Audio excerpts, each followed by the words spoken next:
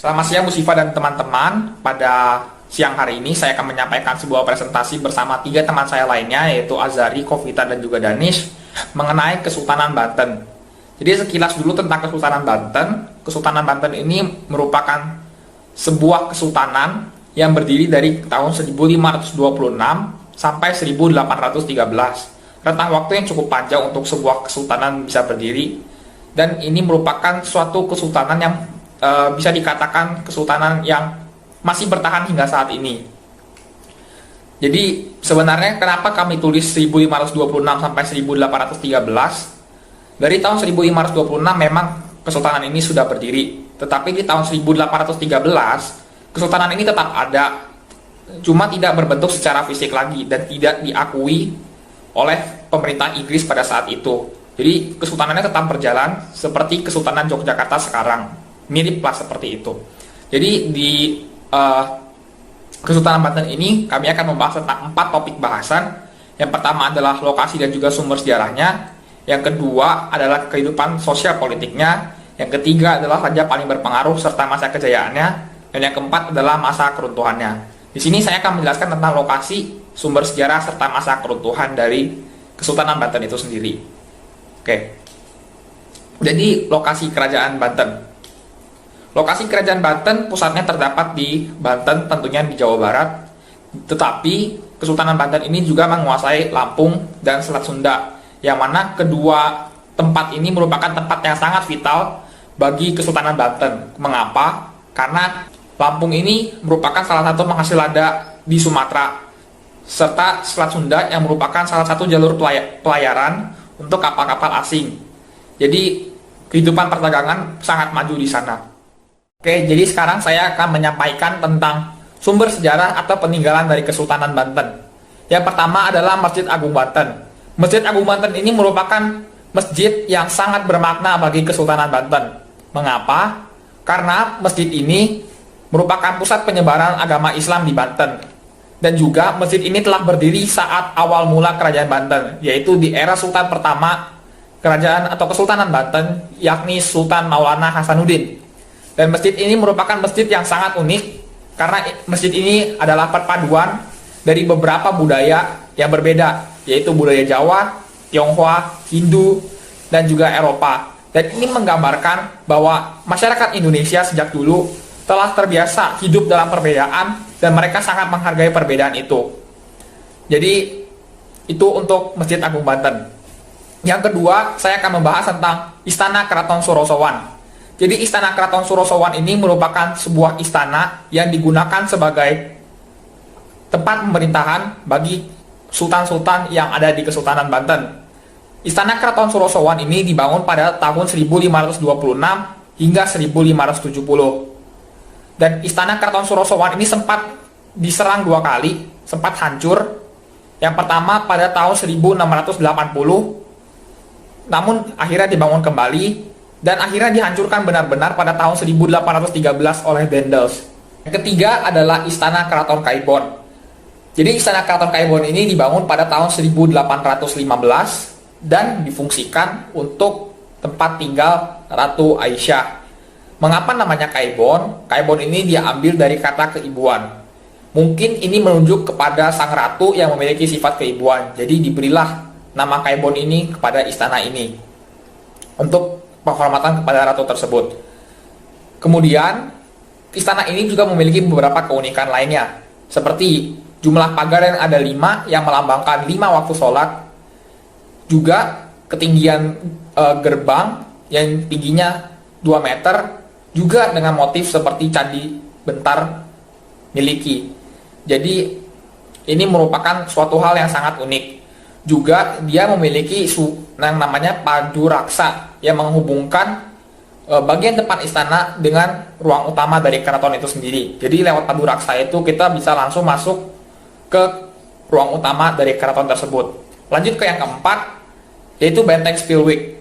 Benteng Spilwijk ini didirikan pada tahun 1682 dan ia diperluas pada tahun 1685 dan 1731. Dan benteng ini seakan menjadi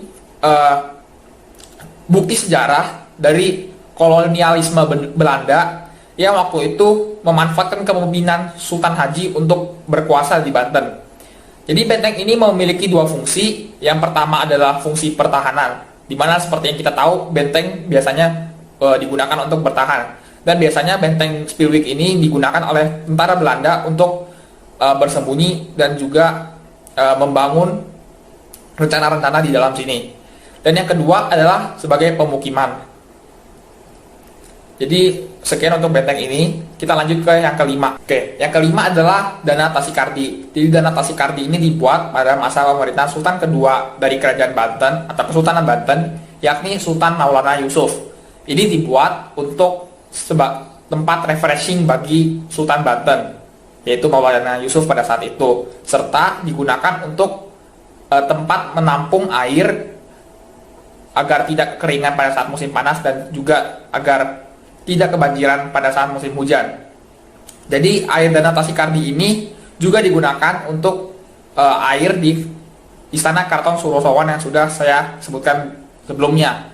Jadi ini dialir dari Danau Tasikardi ini akan dialirkan lewat sebuah pipa yang terbuat dari tanah liat yang berdiameter 2,4 meter.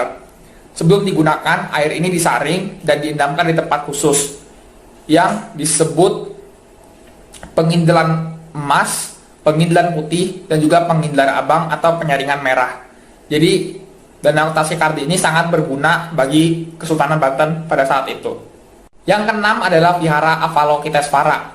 Jadi vihara ini dibangun pada tahun 1542, kurang lebih sekitar abad ke-16, oleh Sunan Gunung Jati karena ia memiliki istri yang merupakan seorang penerus dari Kekaisaran Tiongkok seharusnya, tetapi ia memilih untuk menikah dengan Sunan Gunung Jati dan menetap di Indonesia. Dan karena ia memiliki banyak sekali pengikut yang masih berteguh pada keyakinannya, akhirnya Sunan Gunung Jati pun membangun vihara ini. Jadi sekian untuk sumber sejarah dari Kesultanan Banten. Kita lanjutkan ke kehidupan sosial politik dari Kesultanan Banten.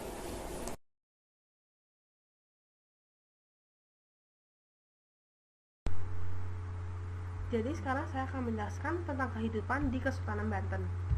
Raja yang pertama kali memerintah adalah Sultan Hasanuddin pada tahun 1552 sampai 1570 dan dilanjutkan oleh Panembahan Yusuf sekitar tahun 1570 sampai 1580. Kemudian ada Maulana Muhammad pada tahun 1580 sampai 1596. Kemudian dilanjutkan oleh Abdul Mufakir pada tahun 1596 sampai 1647 dan terakhir Kesultanan ini dipimpin oleh Sultan Ageng Tirtayasa pada tahun 1651 sampai 1682. Jadi awalnya pada tahun 1524 itu si Banten masih dikuasai oleh Kerajaan Demak di bawah pimpinan Fathahillah.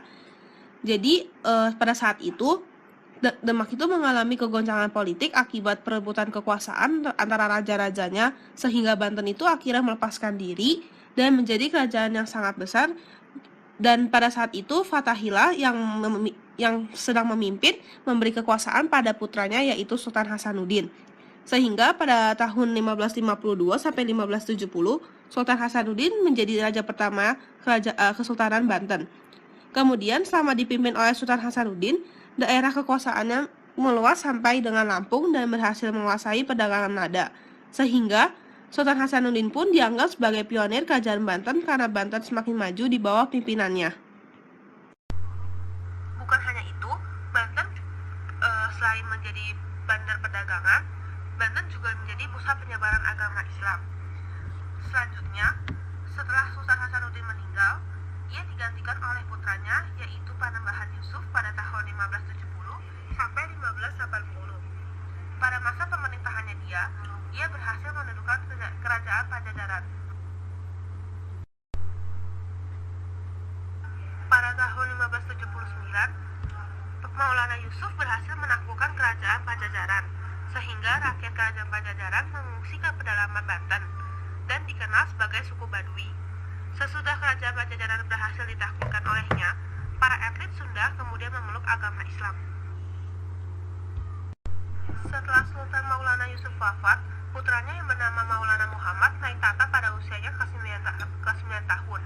Karena Maulana Muhammad masih sangat muda, pemerintahan dijalankan Mangkubumi Jaya Negara sampai Maulana Muhammad dewasa pada tahun 1580 sampai 1596. Namun selama ia memerintah, ia berhasil menyerang Kesultanan Palembang dan dalam perang ini Maulana Muhammad pun tewas.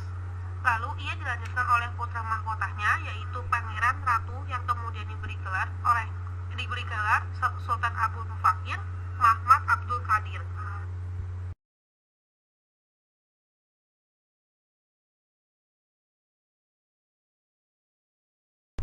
Sama halnya dengan Maulana Muhammad, Abdul Mufakir yang saat memerintah berusia 5 bulan pun juga dijalankan oleh Mangkubumi Rana Manggala karena masih terlalu muda. Namun pada saat itu, untuk pertama kalinya bangsa Belanda yang dipimpin oleh Cornelis de Houtman mendarat di Banten pada tahun 1596 dan Pangeran Ratu ini mendapat gelar Kanjeng Ratu Banten. Lalu ketika ia wafat, ia digantikan oleh anaknya yang dikenal dengan nama Sultan Ageng Tirtayasa. Kemudian, Sultan Ageng Tirtayasa mengangkat putranya menjadi raja pembantu dengan gelar Sultan Abdul Kahar atau Sultan Haji. Sultan Haji menjalin hubungan baik dengan Belanda, sehingga Sultan Ageng Tirtayasa pun kecewa dan menarik kembali jabatan raja pembantu bagi Sultan Haji. Namun, Sultan Haji berusaha mempertahankan dengan minta bantuan pada Belanda. Akibatnya terjadilah perang saudara antara raja-raja, dan Sultan Ageng Tirtayasa pun tertangkap dan dipenjarakan di Batavia hingga wafatnya pada tahun 1691.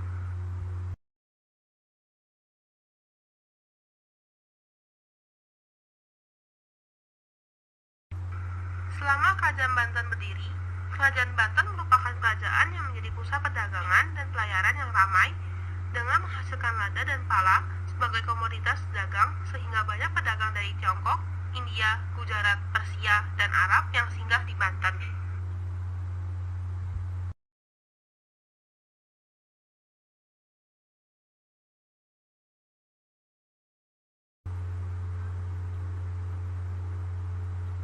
Selama Kerajaan Banten berdiri, kehidupan Kerajaan Banten berlandaskan pada hukum-hukum Islam, terutama pada masa pemerintahan Sultan Ageng Tirtayasa.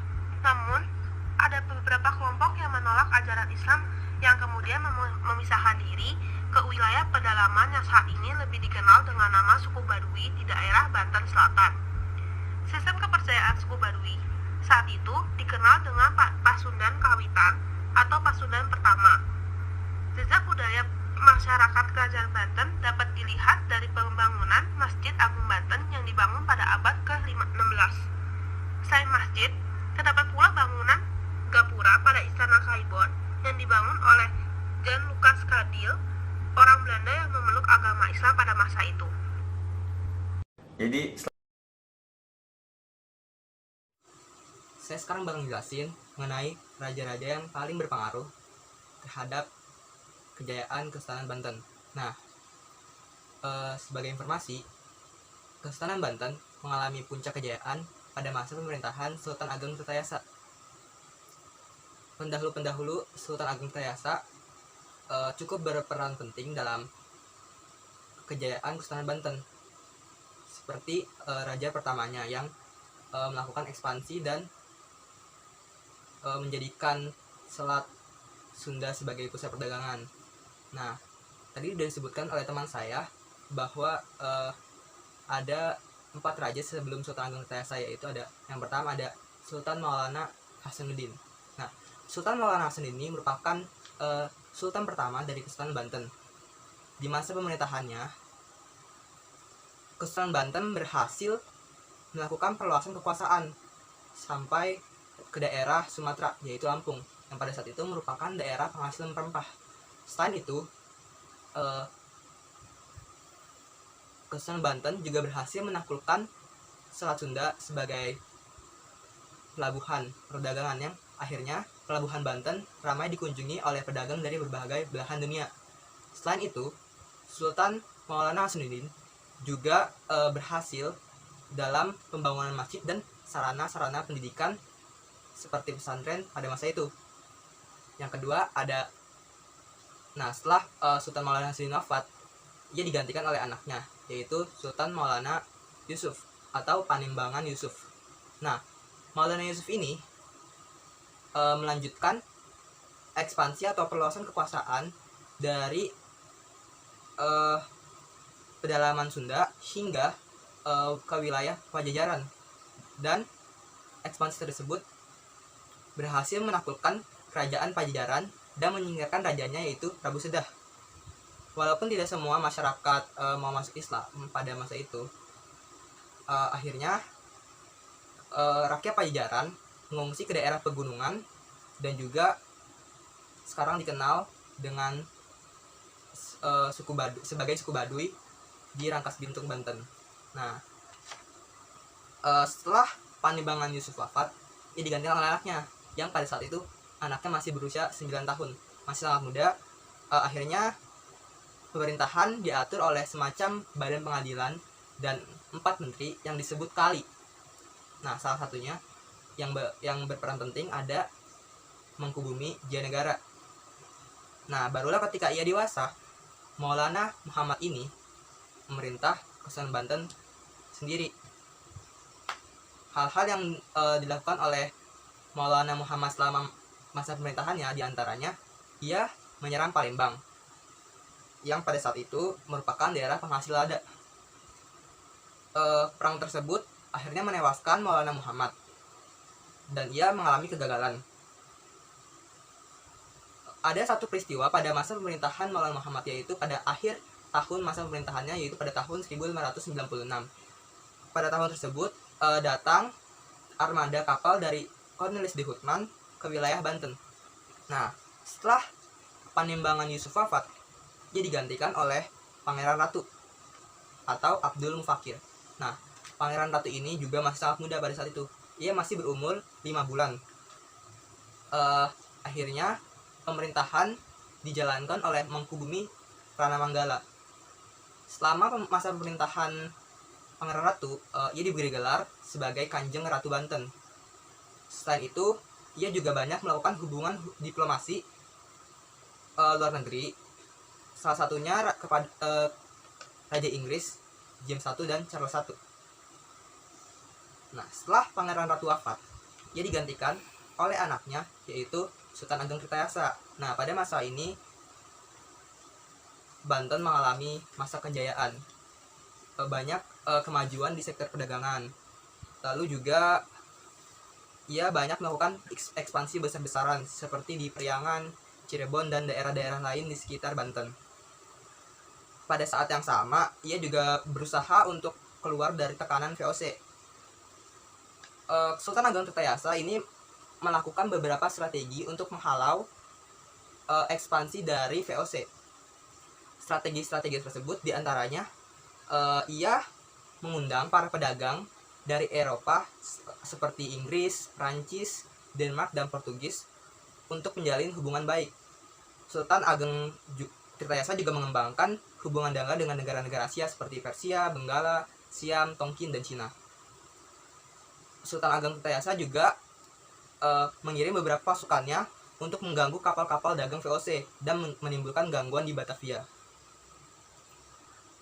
Selain itu, strategi yang lainnya, ia membangun saluran air atau irigasi untuk meningkatkan produksi pertanian dan dimaksudkan juga untuk memudahkan transportasi perang. Nah, strategi yang terakhir, ia melakukan perusakan terhadap segala instalasi milik VOC di wilayah kekuasaan Kesultanan Banten.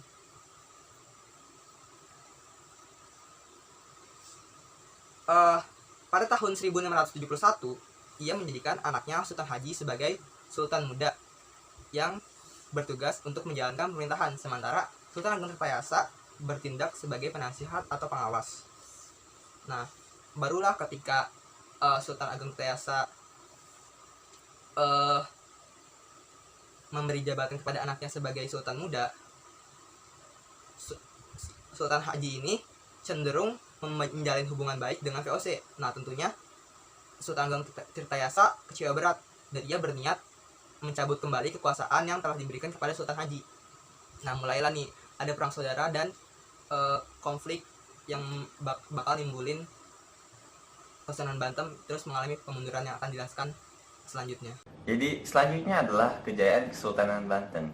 Jadi Kesultanan Banten dia mencapai puncak kejayaannya pas Sultan Ageng Tirtayasa memimpin Kesultanan Banten. Nah, kenapa dia bisa jaya? Karena dia Sultan Ageng Tirtayasa mengembangkan 3 faktor yang sangat penting bagi kejayaan suatu kerajaan pada masa itu. Yang pertama adalah sumber daya alam seperti rempah-rempah. Yang kedua, sumber daya manusia seperti militer. Dan yang ketiga adalah perdagangan. Kita bahas dulu yang pertama, yaitu perdagangan. Jadi sebelum Sultan Ageng Tirtayasa memimpin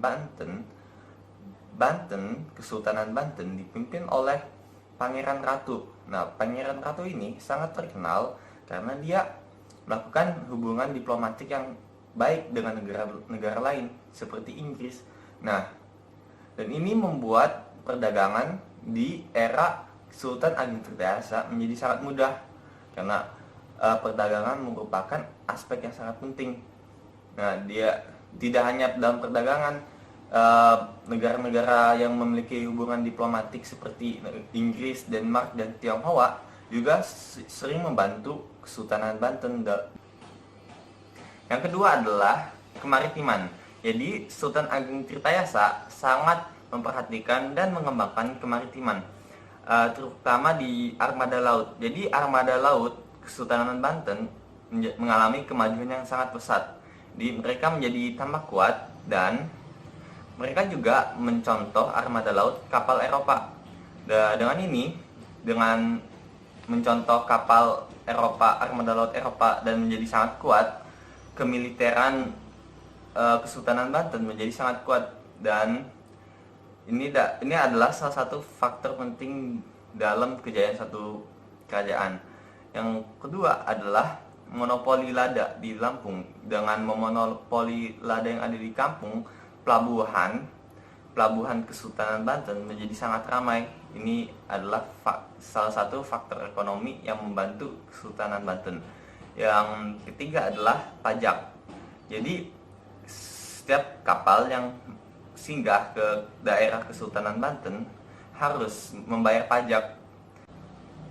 Yang ketiga adalah pertanian.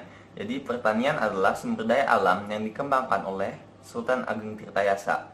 Jadi diceritakan oleh naskah yang namanya ini, kalau dimulailah pertanian. Dan pertanian itu dimulai di daerah pedalaman Kesultanan Banten. Lada di Lampung adalah salah satu sumber daya alam dan hasil pertanian yang kemudian dimonopolikan oleh Kesultanan Banten. Oke, jadi sekarang saya akan menjelaskan tentang cerita keruntuhan dari Kesultanan Banten itu sendiri. Jadi, Kesultanan Banten ini runtuh bermula dari Sultan Ageng Tirtayasa yang berselisih dengan anaknya Sultan Haji mengenai perebutan kekuasaan. Karena Sultan Haji ini seperti yang kita tahu juga sangat gila akan kekuasaan. Jadi di tahun 1680-an awal hal ini terjadi. Dan hal ini pun dimanfaatkan oleh VOC untuk menggaet Sultan Haji untuk bergabung dengan VOC.